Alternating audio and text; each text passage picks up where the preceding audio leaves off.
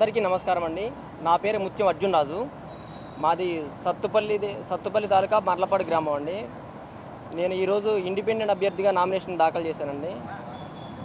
అసలు ఇండిపెండెంట్ అభ్యర్థిగా నామినేషన్ దాఖలు చేయడం కారణం ఏంటంటే, ఉన్న రాజకీయ పరిస్థితులు అనుగుణంగా అసలు రాజకీయం ఎటు జరుగుతుందో ఏంటో ఎలా అని చెప్పేసి మాలాంటి యువత అంటే ప్రతి ఒక్కళ్ళు చదువుకున్న వాళ్ళందరూ ఓటుని వినియోగించుకోకపోవడం వల్ల దేశాన్ని ఎలా పాలించాలి, రాష్ట్రాన్ని ఎలా పాలించాలి, మన జిల్లాని ఎలా పాలించాలి, మనం ఎలా స్టడీ మోటివేట్ చేసుకోవాలనేది అర్థం కాని పరిస్థితి అయిందండి.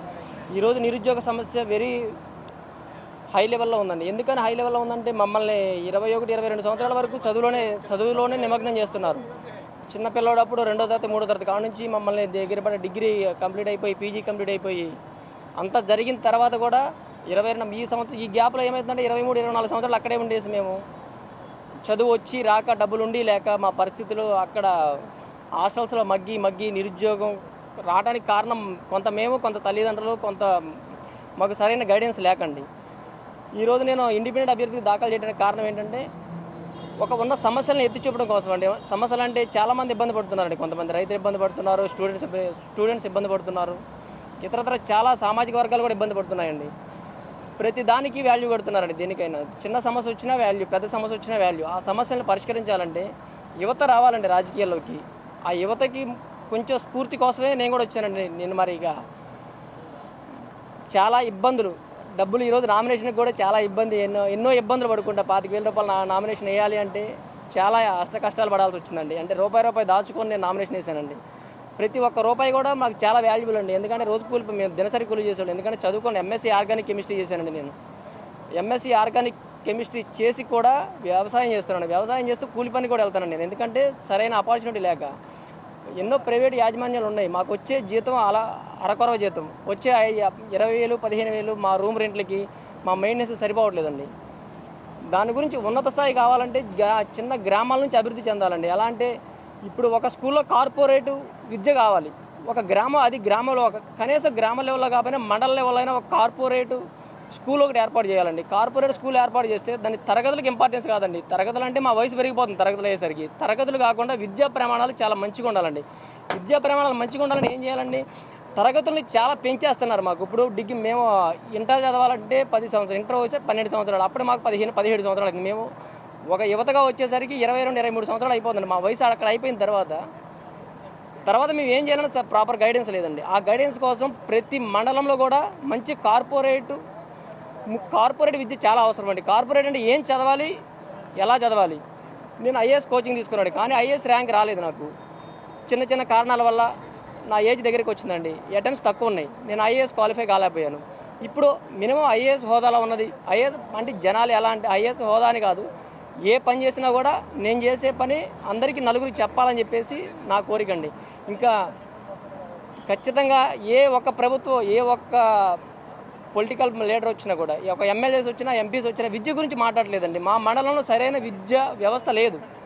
నేను ప్రతి ఊరికి గ్రంథాలయం అడిగానండి. నేను మా ఊర్లో గ్రంథాలయం అడిగితే ఎక్కడా గ్రంథాలయం కట్టలేదు. ఒక గ్రంథాలయం కడితే నాలాంటి ఒక్కళ్ళు చదివి నేను ఒక ఇద్దరికన్నా చెప్తాను. మన ఖమ్మం జిల్లా నుంచి కనీసం సివిల్స్ టాపర్స్లో ఒక్కళ్ళు కూడా లేరు. కారణం ఏంటంటారు? అందరికీ ఇప్పుడు ప్రతి ఒక్కరు నారాయణ స్కూల్లో చదువుతున్నారు, చైతన్య స్కూల్, రకరకాల కార్పొరేట్ స్కూల్స్ ఉన్నాయి. కానీ ఇన్ని స్కూల్స్ ఉన్నా కూడా మరి మన ఖమ్మం జిల్లాలో లేవంటారు అన్ని స్కూల్స్? మన ఖమ్మం జిల్లాలో చాలా కార్పొరేట్ స్కూల్స్ ఉన్నాయి, కార్పొరేట్ కాలేజీలు ఉన్నాయి. మరి కానీ విద్య ఏదండి అక్కడ? నైపుణ్యం ఏది? ఎందుకు నైపుణ్యం లేకపోవడం కారణం ఏంటంటే, తల్లిదండ్రులు ఏం ఆలోచిస్తున్నారు? ఒకటే అండి, తల్లిదండ్రులు ఆలోచించేది, పలానా పిల్లవాడు, మా ఇంటి పక్కన పిల్లవాడు వెళ్ళాడు, ఎక్కడికి వెళ్ళాడు? హైదరాబాద్ వెళ్ళాడు. మన పిల్లడు ఎక్కడికి వెళ్ళాలండి? మన పిల్లడు కూడా హైదరాబాద్ వెళ్ళాలి. కానీ గ్రౌండ్ లెవెల్లో వీళ్ళు గైడెన్స్ ఇవ్వట్లేదండి. ఎందుకంటే వేరే వాళ్ళని చూసి మోటివేట్ అయ్యో, తల్లిదండ్రులు కనీసం ఫస్ట్ మోటివేట్ అవ్వాల్సిన తల్లిదండ్రులు అండి. తల్లిదండ్రులే మాలాంటి జీవితాలకి తల్లిదండ్రులు సరైన గైడెన్స్ లేదండి మాకు. ఎందుకు గైడెన్స్ లేదు కాబట్టే నేను ఒక మండల స్థాయిలో మంచి విద్య ఏర్పాటు చేయడం కోసం ఒక 15-20 ఎకరాల్లో స్పేషియల్గా ఉండేటట్టు గవర్నమెంట్తో మాట్లాడి ఒక 20 ఎకరాల గ్రౌండ్, ఒక 20 ఎకరాల ఫ్లాట్ తీసుకొని అందులో సరిపడా కార్పొరేట్ విద్య అంటే ఎవరికి ఎంత స్కిల్స్ ఉన్నాయి, ఆ స్కిల్స్ని బట్టి మేము డెవలప్ చేయడం కోసం చూద్దామని ప్రయత్నిస్తానండి. ఒక మంచి వైద్యశాల కూడా కట్టిద్దామని చూస్తున్నానండి. ఇంకా నేను కోరుకునేది ఏంటంటే, ప్రతి ఒక్క ఊరికి గ్రంథాలయం కట్టండి. ఇప్పుడు వచ్చి ఏమంటే గెలిచిన వాళ్ళకి నేను చెప్తున్నాను నా సలహా గెలిచిన అభ్యర్థులకు చాలామంది తెలివి కలవాళ్ళు ఉంటారండి. కొంచెం మాలాంటి తెలివి తక్కువ, కొంచెం తెలియక మిడిమిడి జ్ఞానంతో ఉంటారు. వాళ్ళ కోసం ప్రతి ఊరికి ఒక చిన్న గ్రంథాలయం ఏర్పాటు చేసి ఆ గ్రంథాలయానికి ఒక టీచర్ని పెట్టి బాబు మీరు 10వ తరగతి చదువుతున్నారు, తర్వాత ఏం చేస్తారు, ఇంటర్ చదివారు, తర్వాత ఏం చేస్తారు, రేపొద్దున డిగ్రీ అయిపోయింది ఏం చేస్తారు అని ఆ పిల్లవాడిని ప్రశ్నించుకుంటూ వచ్చిన తర్వాత ఆ పిల్లవాడు అక్కడ ఏదైనా లోపాలు ఉంటే 10వ తరగతిలో ఆగిపోతాయండి. నాకు ఇంకో సలహా కూడా ఇద్దాం అనుకుంటున్నానండి. మమ్మల్ని మీరు తరగతులకు ఇచ్చే ఇంపార్టెన్స్ తరగతులు కొంచెం తగ్గిస్తే బాగుంటుంది. ఎందుకు తగ్గించాలని నేను ఒక నేషనల్ ఎడ్యుకేషన్ పాలసీని అడుగుతున్నాను. మాకు అప్పుడు కొత్త ఎడ్యుకేషన్ పాలసీలో 6 సంవత్సరాల తరలోపు పిల్లల్ని బడిలో జాయిన్ చేయొద్దు అంటున్నారు. మరి 6 సంవత్సరాల్లో పిల్లల్ని బడిలో జాయిన్ చేయకపోతే వాడు ఏడుచుకుంటూ 7వ సంవత్సరానికి బడిలోకి వెళ్తాడండి. 7వ సంవత్సరంలో బడిలోకి వెళ్ళినప్పుడు అప్పటికి 7 అయిపోతే మీరున్న తరగతులు మొత్తం కలిపి 17 అయినాయండి. పీజీ వరకు మినిమం 17, 7, 24 సంవత్సరాలు. 24 సంవత్సరాలు అయిపోయింది. అక్కడికి 24 సంవత్సరాలు అయిపోయిన తర్వాత ఇంకా మేము మా ఊరి గురించి ఏం ఆలోచిస్తాం, మా గ్రామాల గురించి ఏం ఆలోచిస్తాం, మా తల్లిదండ్రుల గురించి ఏం ఆలోచిస్తాం, మా గురించి మేము ఏం ఆలోచిస్తాం. ఈ లోపల మ్యారేజ్ అంటారు. మ్యారేజ్ అంటే మాలా నిరుద్యోగులకి పిల్లనిచ్చే నాదురే ఉన్నాడు.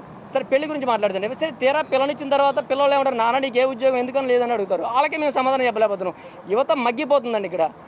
ఎందుకంటే నిరుద్యోగం వల్ల యువత మగ్గిపోతుంది. నిరుద్యోగం ఎందుకు వచ్చిందంటే అండి, మీరు ఒక మంచి మండలంలో ఒక మంచి విద్యాలయం కట్టిస్తే ఆ విద్యాలయంలో ఏమేమి స్కిల్స్ ఉన్నాయో వాళ్ళకి నుంచి ఎక్కడికి వెళ్ళాలో ఆ మండలంలో ఏర్పాటు చేస్తే ఆ విధానం అనేది అందరికీ వెళ్తుందండి. ఖచ్చితంగా వెళ్తుంది. చిన్న గ్రౌండ్ అప్ టు గ్రౌండ్ పైనుంచి కిందకు వస్తుంది. మేము కింద ఉన్నాం కాబట్టి మేము కింద నుంచి పైకి ఎలా వెళ్ళాలో తెలియదు. దానికి ఒక ప్లాట్ఫామ్ కావాలి. కాబట్టి నేను రూపాయి దాచుకొని ఏమంటే అన్నయ్య కష్టం, మా ఇంట్లో ఫ్యామిలీ కష్టంతో నేను నామినేషన్ వేసానండి. డబ్బులు కూడా నా దగ్గర లేవండి. మాకు చాలా ఇబ్బందులు ఉన్నాయి.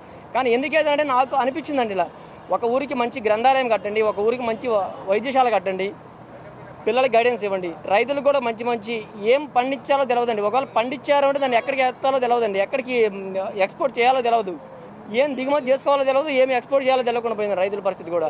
ప్రతి ఒక్కదానికి మీరు ఓకేనండి. నాకు ఈ అవకాశం ఇచ్చిన మీడియా మిత్రులందరికీ చాలా ధన్యవాదాలు తెలియజేస్తున్నానండి.